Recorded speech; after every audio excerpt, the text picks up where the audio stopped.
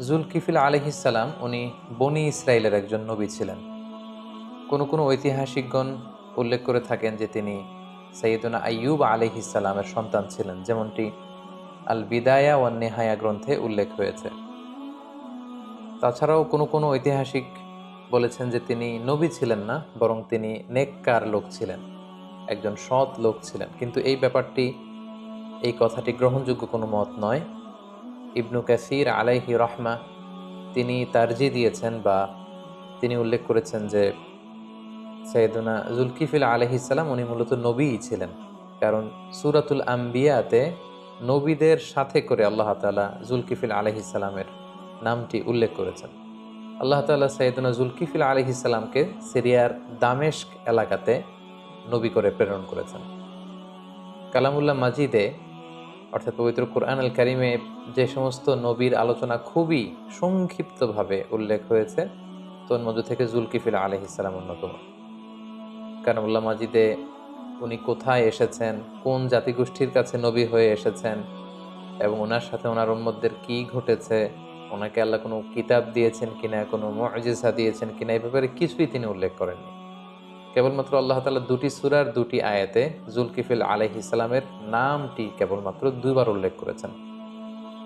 যেমন সূরাতুল আম্বিয়ার ৮৬ নম্বর আয়াতে আল্লাহ তাআলা উল্লেখ করছেন, ওয়া ইসমাঈলা ওয়া ইদরিসা ওয়া যালকিফিল কুল্লুম মিনাস সাবিরিন, অর্থাৎ ইসমাঈল আলাইহিসসালাম, ইদ্রিস আলাইহিসসালাম আর জুলকিফিল আলাইহিসসালাম, আল্লাহ তাআলা বলছেন তারা প্রত্যেকেই ছিলেন সাবিরিন, অর্থাৎ ধৈর্যশীল। এরপর আল্লাহ তাআলা বললেন, ওয়া আদখালনাহুম ফি রাহমাতিনা, আমি তাদের সবাইকে আমার রহমতের বলয়ে, আমার দয়ার বলয়ে আমি তাদেরকে বেষ্টিত করেছি। ইন্নাহুম মিনাস সালিহিন, আর তারা ছিলেন নেককার, সৎকর্ম পরায়ণশীল। তাহলে এই একটি আয়াত আমরা পেলাম। আবার সূরা সদের ৪৮ নম্বর আয়াতে আল্লাহ তাআলা জুলকিফিল আলাইহিসসালামের নামটি আরও একবার উল্লেখ করেছেন। সেখানে আল্লাহ তাআলা বলছেন, ওয়াযকুর ইসমাঈলা ওয়াল ইয়াসা ওয়া যালকিফিল ওয়া কুল্লুম মিনাল আখিয়ার, অর্থাৎ হে নবী, আপনি আপনার কিতাবে ইসমাঈলের কথা, ইয়াসা একজন নবী ছিলেন তার কথা, এবং জুলকিফিল তাদের কথা আপনি উল্লেখ করুন। ওয়া কুল্লুম মিনাল আখিয়ার, তারা প্রত্যেকে ছিলেন শ্রেষ্ঠ মানবদের অন্তর্ভুক্ত। এ দুটি আয়াত ছাড়া কালামুল্লাহ মাজিদের আর কোনো সূরাতে, কোনো আয়াতে আল্লাহ তাআলা জুলকিফিল আলাইহিসসালামের ব্যাপারে আর কিছুই তিনি উল্লেখ করেননি। তবে ইবনু জারির আত-তাবারি মুজাহিদের সূত্রে তিনি বর্ণনা করেন যে জুলকিফিল আলাইহিসসালামের আগের যে নবী আল ইয়াসা, উনি যখন বার্ধক্যে উপনীত হলেন তখন তিনি তার পরবর্তীতে একজনকে স্থলাভিষিক্ত করতে চাইলেন।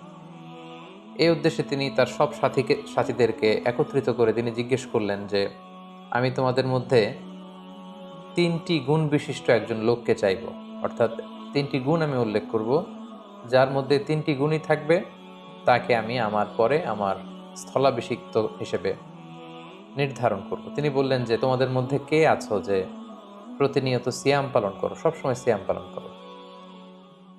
২ নম্বর তিনি শর্ত দিলেন যে, তোমাদের মধ্যে এমন কে আছে যে সবসময় প্রতি রাতে তোমরা তাহাজ্জুদের সালাত আদায় করো, এবং তোমাদের মধ্যে কে আছে যে কখনো কোনো অবস্থাতেই রেগে যায় না। তাহলে ১ নম্বর শর্ত হচ্ছে ইয়াসুমুন নাহার, যে দিনের বেলা রোজা রাখে। ২ নম্বর শর্ত হচ্ছে ইয়াকুমুল লাইল, রাতে কিয়ামুল লাইল করে, তাহাজ্জুদের সালাত পড়ে। ৩ নম্বর শর্ত হচ্ছে ওয়ালা ইয়াগদাব, কখনো রেগে যায় না। এই ৩টি শর্ত যখন তিনি উল্লেখ করলেন, একজন লোক দাঁড়িয়ে গেল তার সাথীদের মধ্যে থেকে, দাঁড়িয়ে ইয়াসা আলাইহিসসালামকে বললেন যে, আমি এমনটা করি, এই ৩টি গুণই আমার মধ্যে আছে। কিন্তু সাইয়েদনা ইয়াসা আলাইহিসসালাম তার কথাতে খুব একটা আস্থা রাখতে পারলেন না। তার পরের দিন সমাবেশে ইয়াসা আলাইহিসসালাম একই কথা বললেন তাদের সাথীদেরকে যে, এই ৩টি গুণ তোমাদের মধ্যে থেকে যার মধ্যে থাকবে আমার পরে সেই হবে আমার স্থলাভিষিক্ত দাওয়াতি কাজে। তিনি আবার উল্লেখ করলেন, কে আছো দিনে রোজা রাখো, রাতে কিয়ামুল লাইল করো এবং কখনো রেগে যাও না। ঠিক সেই মুহূর্তে সাইয়েদনা জুলকিফিল আলাইহিসসালাম দাঁড়িয়ে বললেন, আমি আল্লাহ তাআলার মেহেরবানিতে এই ৩টি কাজই করি।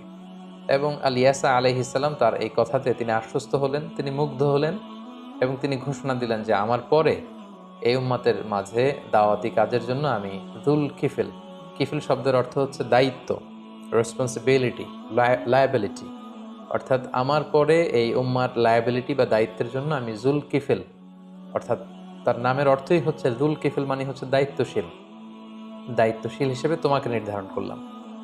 এবং পরবর্তীতে আল্লাহ তাআলা সাইয়েদনা যুলকিফিল আলাইহিস সালামকে নবুয়ত দানে তিনি ধন্য করলেন, তাকে নবী হিসেবে আল্লাহ তাআলা মনোনীত করলেন। এই ঘটনাটি তাফসিরে কুরতুবিতে এবং তাফসিরে ইবনে কাসিরে উল্লেখ রয়েছে।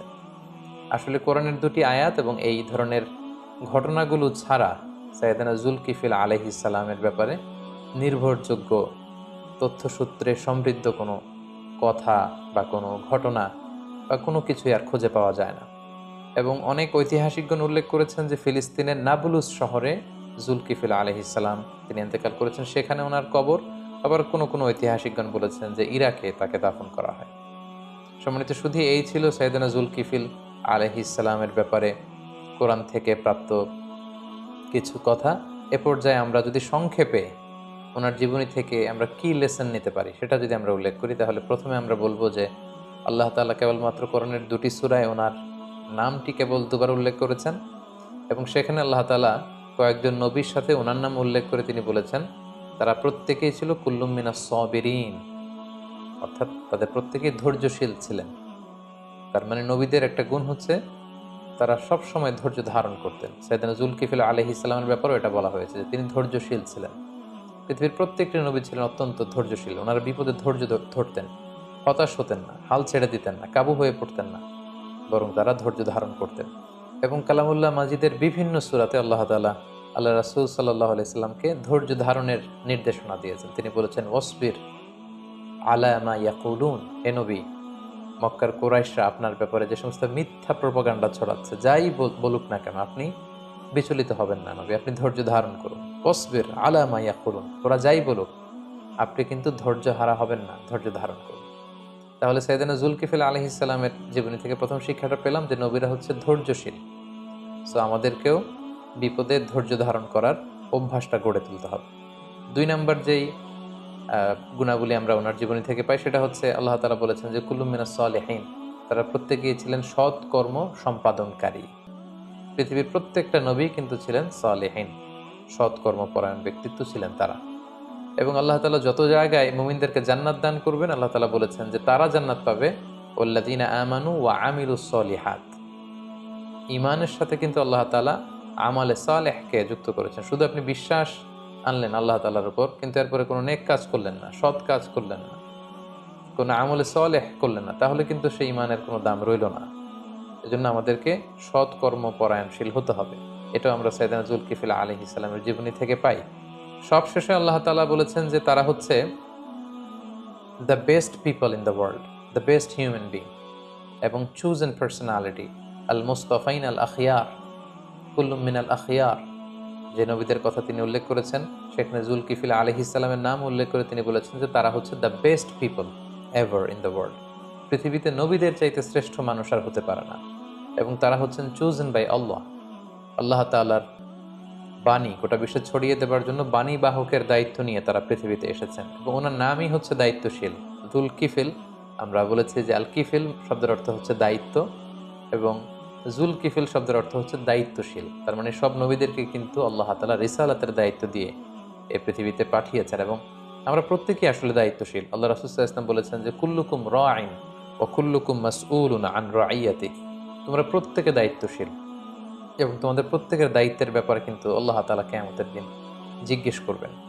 তার মানে সর্বশেষ যে শিক্ষাটা আমরা পেলাম সেটা হচ্ছে নবীরা হচ্ছেন চুজেন, মনোনীত এবং সিলেক্ট করেন সরাসরি আল্লাহ তাআলা এবং তারা হচ্ছেন the best people, the model.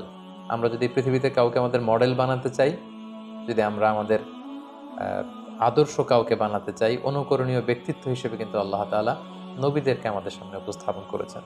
তাই আমরা যেন নবীদের দেখানো পথে চলে আমরা আমাদের জীবনকে, দুনিয়াকে এবং আখিরাতকে যেন সমৃদ্ধ করতে পারি। আল্লাহ তাআলা আমাদের সবাইকে কথাগুলো বুঝার ও আমল করবার তৌফিক দান করুক। হাযা মা ইনদি ওয়াল ইলমু ইনদাল্লাহ, আলাইহি তাওয়াক্কালতু ওয়া ইলাইহি উনীব। আসসালামু আলাইকুম।